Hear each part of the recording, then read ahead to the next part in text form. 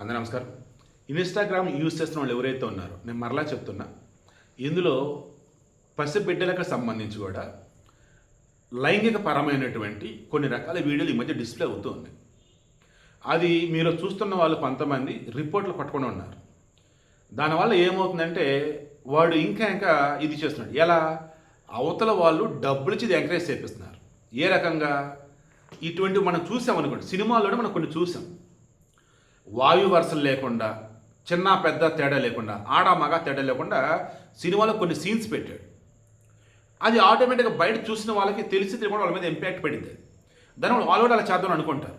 అప్పుడు ఏమైంది? సమాజం భ్రష్టు పెట్టిపోయింది. అందుకే సెన్సార్ వాళ్ళు ఉంటారు, కట్ చేస్తారు.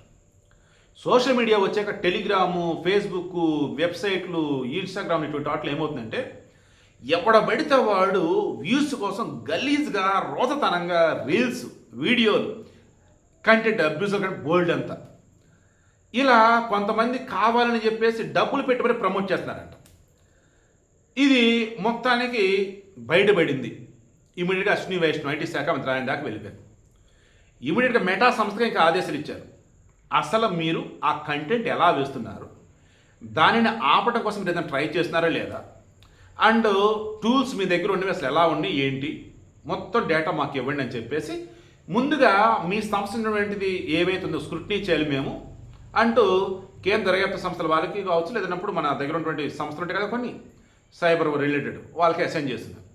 ఇప్పుడు ఇన్స్టాగ్రామ్ మొత్తం కూడా రకం ప్రక్షాళన మొదలైంది. మీకు సంబంధించి మీకు తెలిసి, మీకు సంబంధించి అని కూడా తప్పు, మీకు తెలిసి కనుక ఎక్కడైనా కనుక ఉంటే మాత్రం ఆ రకం తేడాగా ఖచ్చితంగా రిపోర్ట్ కొట్టండి. అండ్ మన సెంట్రల్ గవర్నమెంట్కి సంబంధించి అశ్విని వైష్ణవ్ ఐటీ శాఖ మంత్రి, ఆయన ట్విట్టర్ కూడా యాక్టివ్గానే ఉంటాడు, ఆయనకి యాడ్ చేసి చెప్పేశాడు. సో ఇప్పుడు మెయిన్ ఇంటెన్షన్, దయచేసి కళలో కూడా వ్యూస్ కోసం పిచ్చి పిచ్చి రీల్స్ మీరు ఎవరు పెట్టకండి, వీడియో పెట్టకండి. అండ్ చూసిన వాళ్ళు దయచేసి రిపోర్ట్ కొట్టండి. అంతే తప్ప నేను ఎంకరేజ్ చేస్తూ ఉండొద్దు. మొన్న యాక్చువల్గా వీడియో చేశాను, బట్ నాకు పెట్టబుద్ధి కాదు. వాళ్ళు అంతకుముందు యూట్యూబ్లో అంటే వాళ్ళకి 89,000 మంది సబ్స్క్రైబర్స్ అంట. తల్లి ఏమో కొడుకుతో వరస్ట్గా బిహేవ్ చేస్తూ వీడియోలు పెట్టేదంట. అది చూస్తున్న జనాలు ఇంకేదైనా కొత్త కావాలంటే వాడు తండ్రి కూతురుతో తేడాగా బిహేవ్ చేస్తూ వీడియోలు పెడుతున్నారట. అసలు మరి ఎలా జనాలు చూస్తున్నారు, రిపోర్ట్ కూడా ఎలా ఉన్నారంటే అదొక ఎంటర్టైన్మెంట్ అయిపోయింది జనాలకి. వీళ్ళు చేయండి వాడు చేస్తున్నాడు, సో ఎంజాయ్ చేద్దాం. రే పాపం రాది.